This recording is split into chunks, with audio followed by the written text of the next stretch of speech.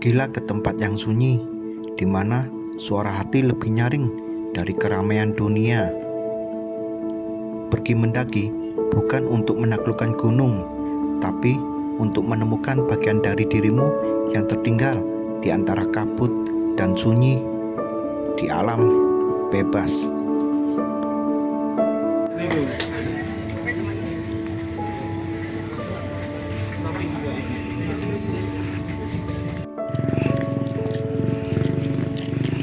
Sore itu, langit Pandan mulai berubah jingga.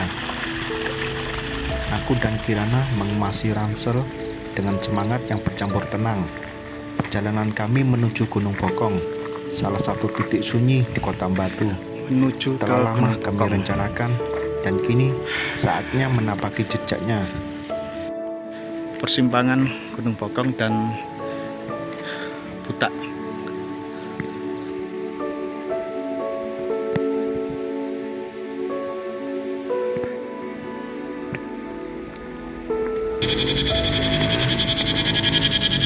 Ketika roda kendaraan menyusuri aspal menuju kaki gunung, cahaya matahari telah berpamit. Jalur pendakian menyambut kami dalam gelap gulita. Hanya senter dan keberanian yang menjadi penuntun. Di bawah langit tanpa bulan, kami melangkah pelan satu-satu menyusuri hutan yang mulai lembab oleh kabut dan embun malam. Malam tak selalu gelap bila kita tahu arah, dan takut tak selalu buruk bila membuat kita waspada. Sampai di pos 1 latar Ombok, kelelahan mulai mendera. Nafas kami tersenggak, punggung terasa berat, dan kaki menuntut untuk istirahat. Namun, saat mata kami menyapu sekeliling, tak ada satupun pendaki lain di pos itu. Sunyi, sepi, mencekam. Oke guys, kita menuju pos 3.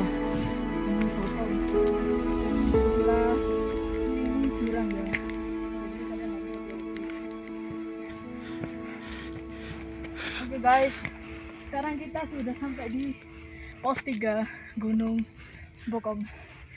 Ini tandanya berarti sebentar lagi udah nyampe di puncaknya. Tinggal 10 menit lagi. Kita nanjak dikit. Oke.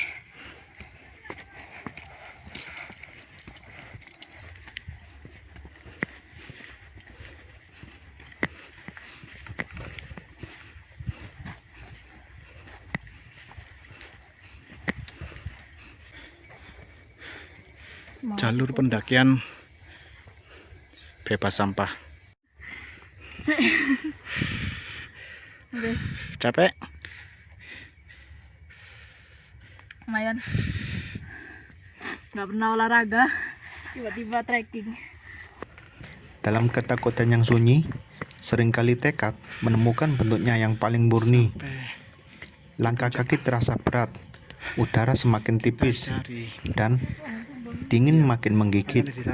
Tapi kami harus terus menapak hingga akhirnya sekitar 1.700 meter di atas permukaan laut, kami tiba di puncak Gunung Bokong.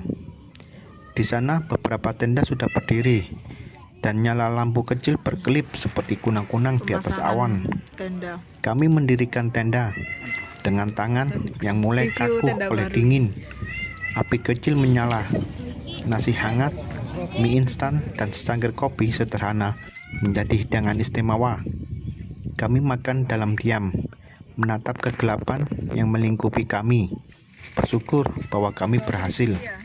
Malam itu, kami sulit terlelap. Sesekali membuka resleting tenda, mengintip dunia luar, berharap tak ada hal aneh. Tapi justru mendapati bawah semakin malam, semakin banyak pendaki yang berdatangan. Lampu-lampu senter dan suara langkah kaki menandakan bahwa puncak ini bukan hanya milik kami malam itu. Dunia ternyata masih terjaga di atas langit Kota Batu. Tidur bukan sekedar memejamkan mata, tapi tentang rasa aman dalam gelap yang tak dikenal. Pagi menjelang perlahan, fajar merayap dari balik bukit, kabut beringsut, dan mentari muncul malu-malu, menyinari Gunung Bokong dengan cahaya keemasan. Kami berdiri, menghangatkan tangan dengan kopi, memandangi lautan awan yang menyelimuti lembah.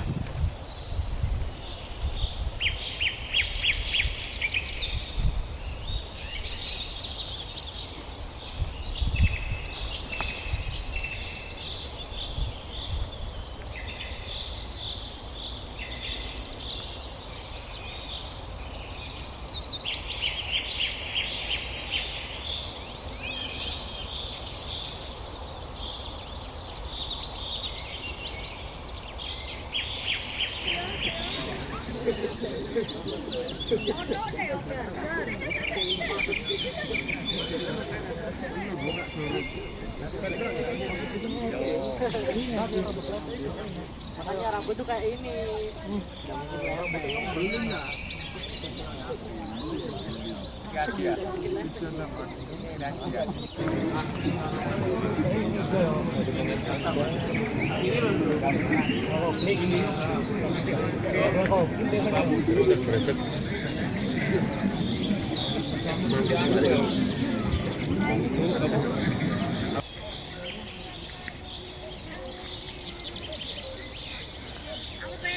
Pagi itu, puncak Gunung Bokong seperti pasar yang baru pindah.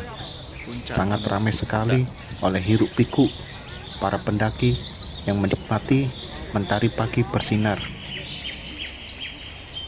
Kena foto kena nah.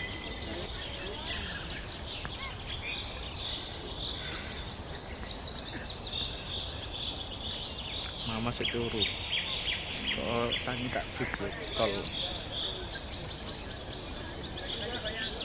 Kena.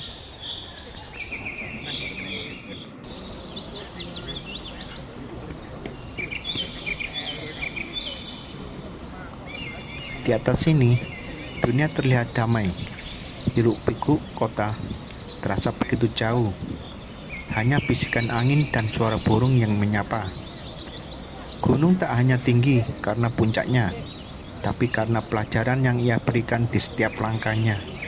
Setelah sarapan dan menikmati pagi, kami bersiap turun.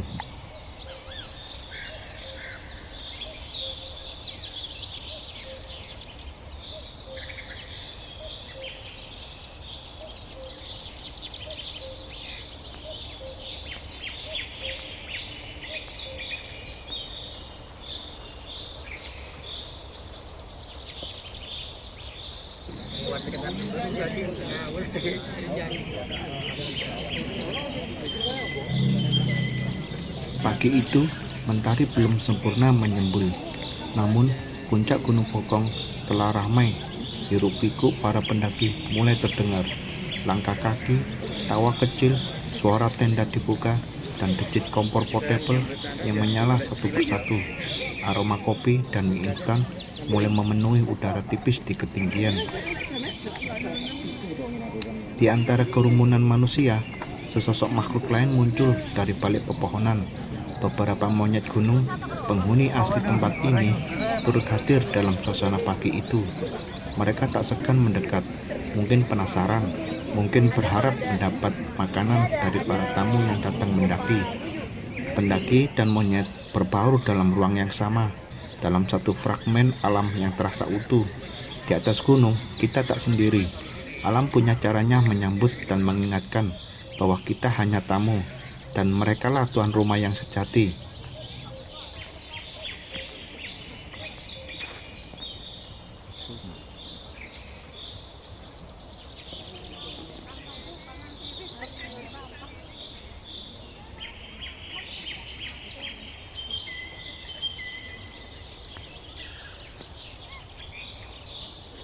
Ransel kembali dipanggul, dan jejak kami menyusuri jalur pulang.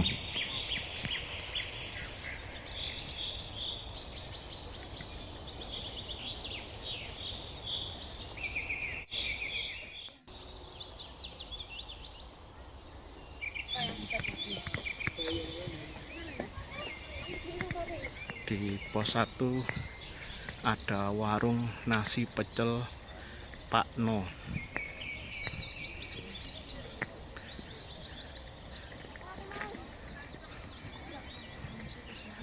Lelah itu berubah menjadi kenangan. Kami melaju kembali ke Pandaan, Semangko gorengan membawa pulang cerita yang hanya bisa dimengerti oleh mereka ready. yang pernah memilih jalan sunyi.